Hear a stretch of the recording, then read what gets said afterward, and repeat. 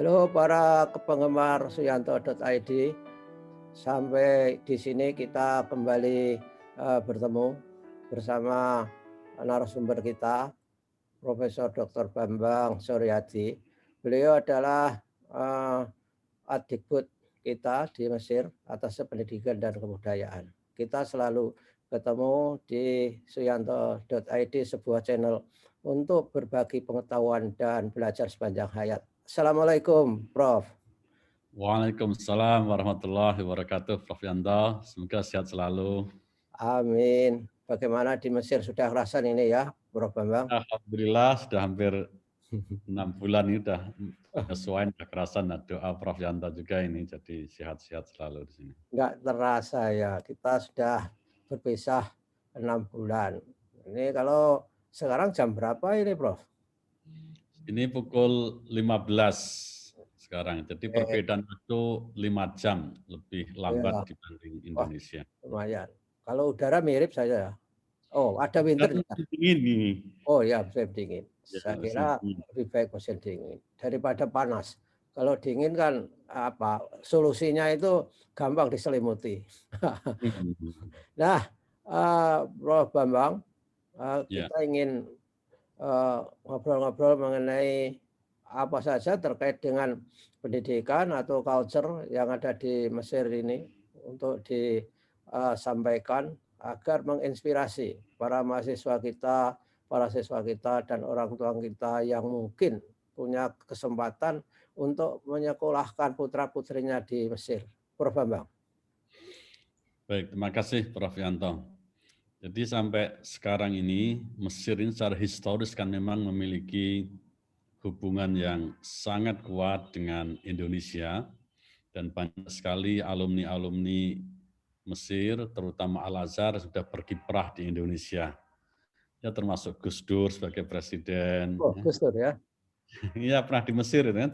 Ya. Nah, ya kemudian ya Prof. Quraish Shihab ya. Nah, di kalangan pesantren juga ada Ustaz Abdullah Syukri, Yarkasi almarhum di Gontor. Ya. Sehingga ini yang menjadi magnet bagi masyarakat Indonesia untuk belajar di Mesir. Sehingga sampai saat ini di akhir tahun 2020 ini total mahasiswa Indonesia di Mesir sudah mencapai 8.387 orang. Oh. Di awal tahun ini bertambah lagi sekitar 1.581 orang, plus yang ada dapat beasiswa sekitar 174, sehingga hampir 10.000. Ini hampir mengejar angka mahasiswa dari Malaysia. Oh. Ya. Karena Malaysia sekarang tidak mengirimkan, jadi kita pada posisi kedua atau sudah hampir berdekatan. Jadi selain faktor historis juga karena memang Al-Azhar sebagai magnet, bahkan orang mengatakan sebagai kiblat ilmu pengetahuan, karena resources dari sumber daya manusia, para guru besar ataupun syekh yang kedalaman keilmuannya itu sudah diakui secara internasional, sehingga ini menjadi daya tarik tersendiri. Oh, rata-rata kalau dikatakan di awal tadi, berarti yang datang dari Indonesia itu berbiaya sendiri ya, Prof? Nah, jadi Al-Azhar ini sebenarnya ada dua skema untuk belajar di Al-Azhar. Satu yang memang beasiswa dari Al-Azhar, artinya kalau beasiswa ini dia akan mendapatkan fasilitas penuh seperti asrama dan juga dapat uang living cost. Ya kurang lebih 750 pound sekarang, kurang lebih sekitar 700.000 lah sebulan. Plus makan 3 kali. Nah di luar itu ada dua cara yang kedua, yaitu yang cara mandiri. Nah mandiri ini jumlahnya jauh lebih banyak daripada yang menerima beasiswa. Tapi yang mandiri pun sebenarnya kuliahnya gratis, Prof. Yanto itu. Jadi mereka itu hanya bayar untuk living cost, ya, dan juga akomodasi ataupun tempat tinggal, tapi kuliahnya semuanya gratis, karena itu masih relatif terjangkau, dan ini juga menjadi salah satu daya tarik mereka untuk kuliah ke Azhar itu, karena tidak membayar kuliah. bagaimana dia bisa menggratiskan mahasiswa? Apakah fully funded oleh pemerintah atau ada sponsorship yang berasal dari misalkan saja perusahaan industri yang ada di Mesir, Prof? Nah, ini yang menarik sebenarnya adalah wakaf milik Azhar itu. Kan Azhar itu dari dulu kan terkenal karena wakafnya, jadi seperti ya Oh, endowment fund-nya ya. ya. Tapi ini tidak pengelolaannya secara independen oleh pihak Al-Azhar. Hanya saya kurang tahu persis berapa endowment fund-nya itu, tapi ini bisa membiayai seluruh mahasiswa internasional yang tidak berbayar sangat luar biasa termasuk dari Indonesia. Oh, jadi tidak peduli dari negara sedang berkembang, dari negara maju, itu diberlakukan sama atau ada pembedaan terhadap cara membayar dan membiayai pendidikannya, Prof. Bambang? Dari segi biaya dan layanannya itu sama. Hanya ini Grand Sheikh Azhar ini memiliki perhatian yang istimewa terhadap Indonesia. Kan itu jumlah beasiswa yang diberikan setiap tahun sampai 174 yang terbanyak dibandingkan negara-negara yang lain. Termasuk yang datang mandiri, ya 1.500-an bahkan itu bisa 3.000-an per tahun karena tahun 2020 kemarin itu Kemenak tidak melakukan seleksi. Sehingga seleksinya itu dilakukan oleh Pusat Studi Islam dan Bahasa Arab atau PUSIBA yang ini di bawah pengelolaan Organisasi Internasional Alumni Azhar Cabang Indonesia. Oh, alumninya kuat, Prof ya? Alumni Al-Azhar itu. Oh iya, kuat sekali. Jadi OIAA atau Organisasi Internasional Alim Azhar ini artinya ada di seluruh dunia termasuk di Indonesia ini yang diberi kewenangan oleh pihak Azhar untuk melakukan penguatan bahasa Arab melalui Pusat Studi Islam dan Bahasa Arab itu di Indonesia. Sehingga mereka belajar bahasa Arab di Indonesia, nanti datang ke sini langsung kuliah. Nah, selama ini biasanya mereka ke sini kemudian masuk dulu placement test bahasa Arab, kalau lulus nanti dilihat tingkat berapa, nah baru kuliah. Sekarang sudah mereka mengikuti penguatan bahasa Arab ini cukup di Indonesia. Jadi Ya, lebih efisien dari waktu dan biaya. yang datang berbiaya sendiri. Kalau orang Indonesia itu rata-rata itu dibiayai pesantren atau memang individu ya pembiayaannya, Bro? Nah, kebanyakan itu individu. Jadi yang 1.500 itu individu dari orang tuanya, tapi kalau mereka sebagian ada kader pesantren, yaitu tentu lembaganya ikut memberikan kontribusi. Oh, berarti yang datang ke El Azhar dia sendiri itu dari kalangan menengah ke atas ekonominya di Indonesia barangkali ya. Betul nggak begitu ya? Justru malah menengah ke bawah ini. Nah, ini kan mereka ini para santri-santri yang dari berbagai pondok pesantren di seluruh Indonesia.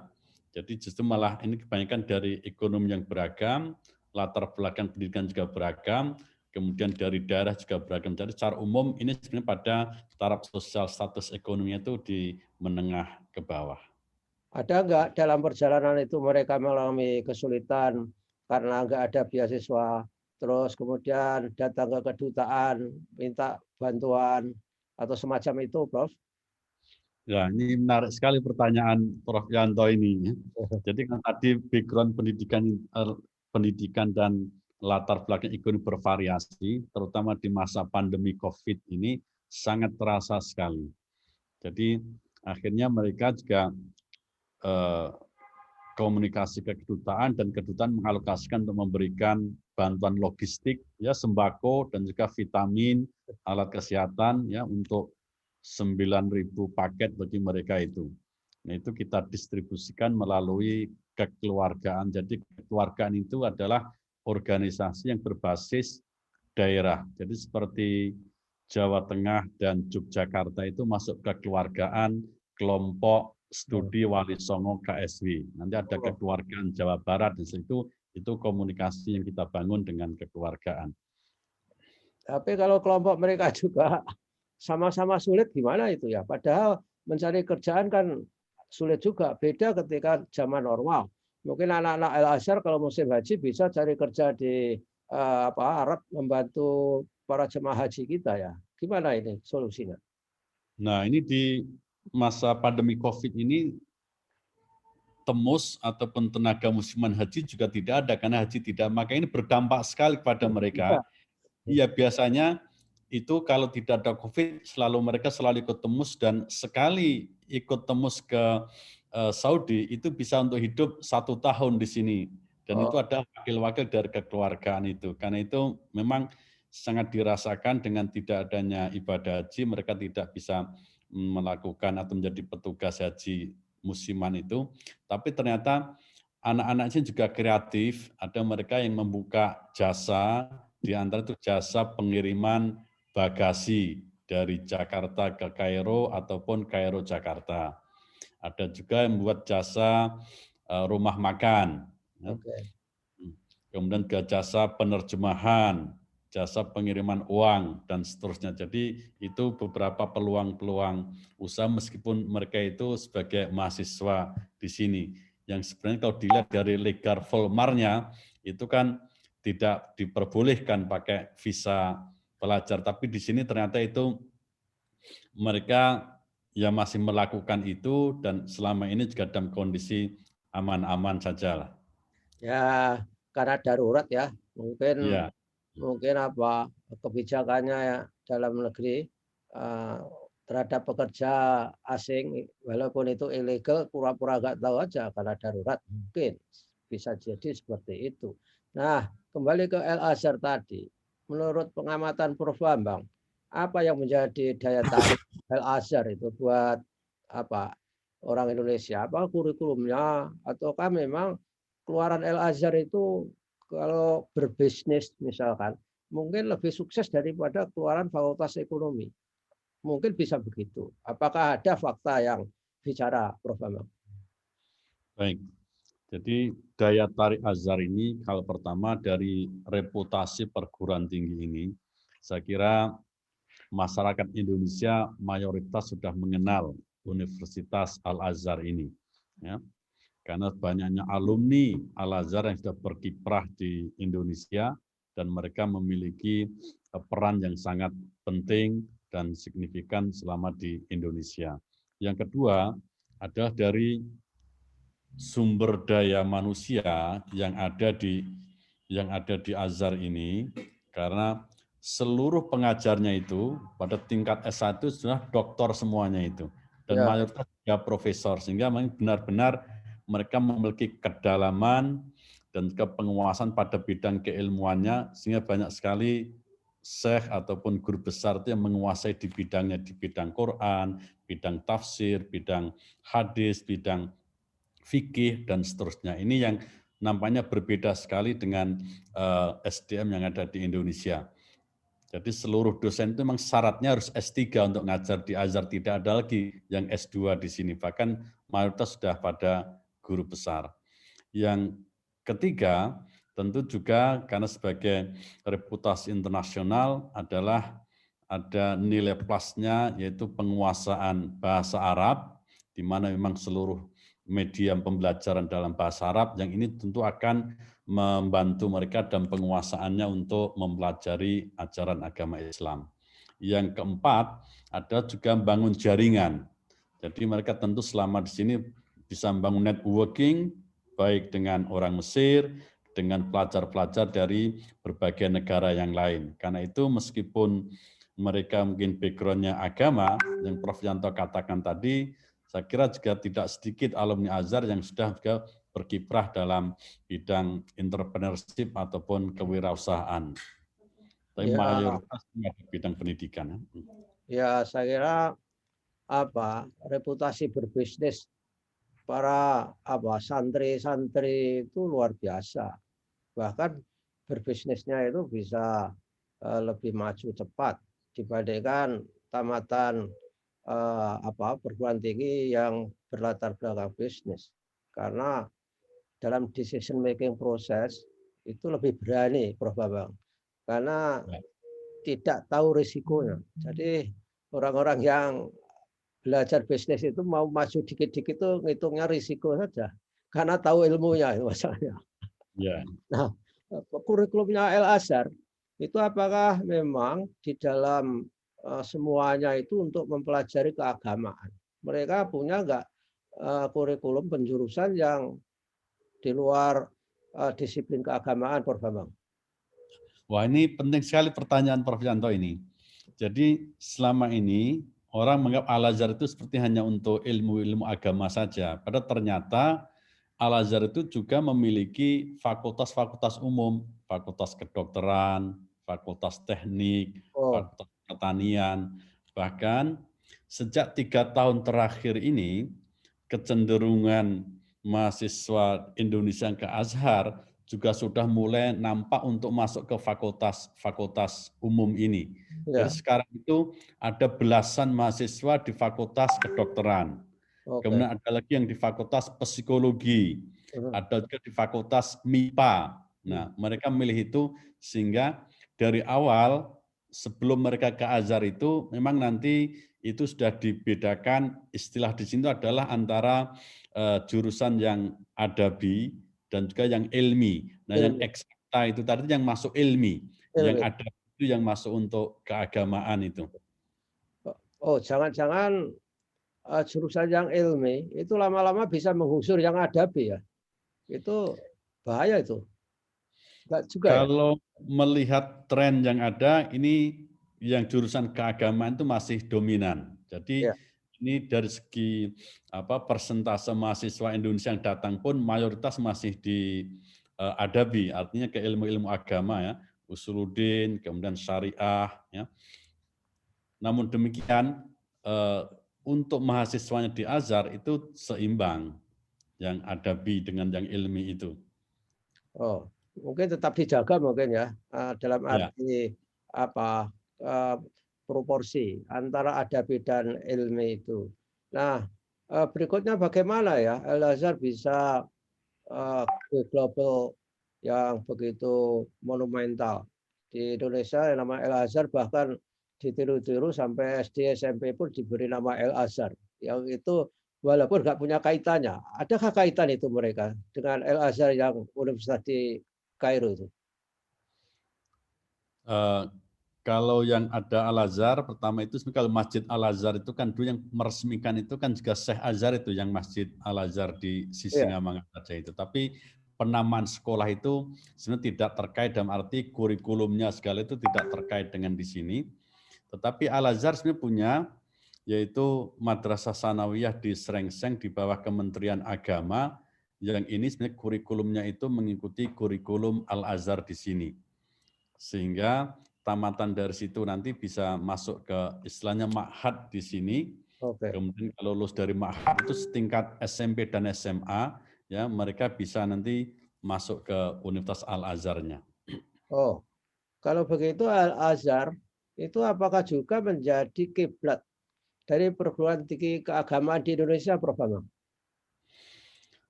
Saya kira iya, karena banyak sekali dosen-dosen keagamaan yang ada di perguruan tinggi, terutama PT KIN di bawah Kementerian Agama itu, banyak yang alumni dari Al-Azhar sini. Ya seperti saya sebutkan tadi, misalkan Prof. Quraish Shihab yang pernah Ya. menjadi Menteri Agama atau Rektor IAIN ketika itu juga alumni dari sini.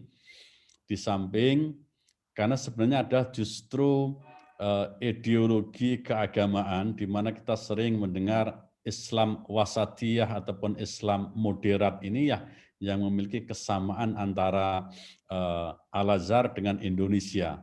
Sehingga Al-Azhar dulu selalu mempromosikan dan juga mengembangkan pemahaman Islam wasatiyah ataupun Islam yang moderat ini. Sehingga ini sebenarnya sejalan dengan kebijakan moderasi beragama yang ada di Indonesia, Prof. Yanto. Ya. Kemudian apa tip apa yang Prof. Bambang bisa sampaikan kepada pemuda-pemuda Indonesia yang mau sekolah ke Al-Azhar? Persiapan apa yang paling penting? Yang pertama adalah persiapan bahasa Arab. Ya, karena perkuliahan di sini itu dilakukan dengan bahasa Arab. Ya. Meskipun untuk fakultas-fakultas yang umum itu sudah campur juga dengan bahasa Inggris. Jadi seperti mungkin di psikologi, nah itu materinya itu dalam bahasa Arab, tapi beberapa referensi dalam bahasa Inggris, meskipun ujiannya masih dalam bahasa Arab. Jadi kemampuan bahasa Arab ini mutlak lah, sebagaimana kalau orang ke Amerika, ke Eropa, atau ke Australia itu harus punya bahasa Inggris dengan TOEFL ataupun IELTS. Makanya ada TOEFL juga. Ya.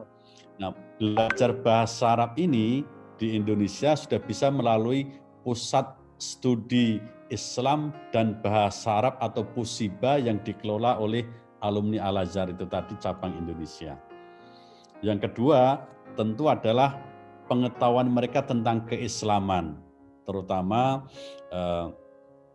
keislaman yang terkait juga salah satunya adalah kemampuan memahami Al-Quran, bahkan hafalan Al-Qurannya. Karena di sini pada semester tertentu mahasiswa itu dituntut untuk hafal Quran meskipun tidak sampai 30 juz, ya, kurang lebih dalam 1 tahun bisa 2 juz. Ini menjadi catatan penting supaya mereka itu benar-benar ya mutafaqih fiddin yang memiliki pemahaman Quran yang kuat. Iya. Apakah terdengar di berita atau di diskusi ilmiah bahwa di Al-Azhar itu punya aliran-aliran tertentu, mazhab-mazhab tertentu gitu, Prof. Bambang? Nah, di sini kalau boleh dikatakan sebenarnya itu Minhajul Azhar. Jadi mazhabnya mazhab Al-Azhar, yaitu mazhab Islam Wasatiyah itu yang sering disebut adalah Minhaj Azhari, ya. Mereka sebut sebagai duta Azhari, artinya alumni-alumni sebagai perwakilan Azhar yang di seluruh dunia ataupun di Indonesia itu disebut alumni itu menjadi duta Azhar yang memiliki mazhab Azhar, yang itu mereka selalu menekankan pentingnya ya sikap toleran, kemudian pemahaman terhadap perbedaan, dan juga penghormatan dan seterusnya, tidak ekstrim ataupun tidak ta'assub pada satu mazhab tertentu. Yang sangat terbuka sekali mereka. Oh, luar biasa itu. Apakah punya tradisi juga bekerja sama dengan universitas-universitas yang non bahasa Arab, sehingga dia harus juga memaintain, memelihara kompetensinya dalam bidang bahasa Inggris bagi mahasiswanya itu, Prof. Bambang. Nah, Azhar ini jaringan cukup luas, sehingga kerjasama itu juga tidak hanya dengan perguruan tinggi keagamaan, bahkan dengan Indonesia, itu sekarang sudah ada kurang lebih 20 perguruan tinggi yang kerjasama dengan Al-Azhar, termasuk UGM, kemudian UNS, ya. Nah, ini yang UNJ belum. Nah, UIN Jakarta sudah, Prof. Yanto, ya, UIN Jakarta sudah, ya. Ya, nanti diberitakan ini supaya UNY juga mau melangkah ke situ. Biasanya dalam bidang apa ya? Penelitian atau apa ya? Penelitian, kemudian juga dalam bidang ini pengajaran bahasa Indonesia bagi penutur asing, BIPA. Nah, di Azhar ini sejak tahun 2017 dirintis untuk membuka program studi bahasa Indonesia bagi penutur asing. Sampai sekarang masih menjadi bahasa pilihan kedua, ditargetkan menjadi prodi tersendiri. Sehingga dosen-dosennya itu harus didatangkan dari Indonesia. Nah, sampai sekarang itu dosen-dosen itu diisi oleh konsorsium BIPA ini dari UGM, dari UMS Muhammadiyah Surakarta ada, kemudian dari UIN Malang, dan keempat dari UIN Jakarta. Dan kalau UNJ masuk konsorsium itu kan penguatan bahasa Indonesia luar biasa, Prof. Yanto. Ya, ya. Coba nanti saya sampaikan kepada para pejabat-pejabatnya. Mudah-mudahan tertarik dan masih bisa peluang untuk bergabung di situ. Kalau Al-Azhar itu dipimpin namanya apa itu? Rektor presiden cukup lama atau sangat yang karismatik begitu ya? Jadi ini pertama ada Grand Sheikh. Jadi ini seperti setingkat itu yang posisi yang tertinggi, ya. Jadi kayak imam besarnya begitu. Ya. Nah, yang ini bahkan itu posisinya itu adalah setara dengan Perdana Menteri. Wow. Nah, kemudian di bawah itu ada juga rektor. Nah, kemudian ada wakil rektor, kemudian dekanat, dan seterusnya. Sehingga ini ya bedanya dengan kita itu di atas rektor ini masih ada Grand Sheikh-nya di sini. Sehingga kebijakan-kebijakan besar strategis itu melalui Grandchef, termasuk pemberian beasiswa ke Indonesia itu. Jadi Grandchef sekarang sudah 2 kali ke Indonesia dan selalu memberikan beasiswa itu ke Kementerian Agama, kemudian ke Nahdlatul Ulama, ke Pondok Gontor, dan juga itu ke OIAA cabang Jakarta tadi. Oh, yang Cabang Indonesia maksudnya. ikatan alumni-nya itu.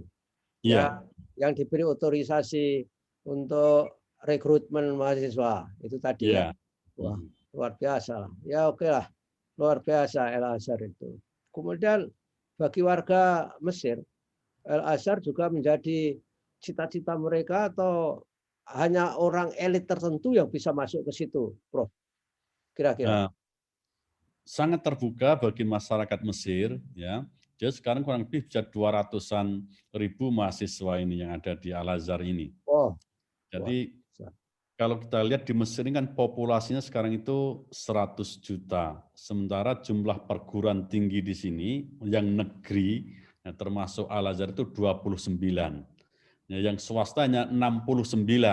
Sehingga memang sini tidak seperti di Indonesia jumlah perguruan tinggi itu, tapi masing-masing provinsi ada satu yang diperkuat yang negeri itu dan kualitasnya luar biasa. Oh, luar biasa. Wah, ini sangat menarik.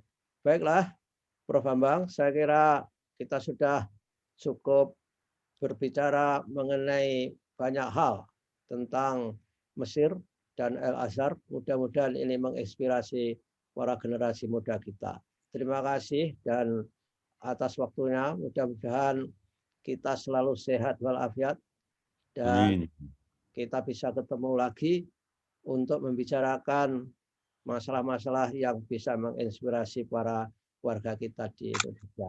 Terima kasih Prof. Bambang ya atas waktunya.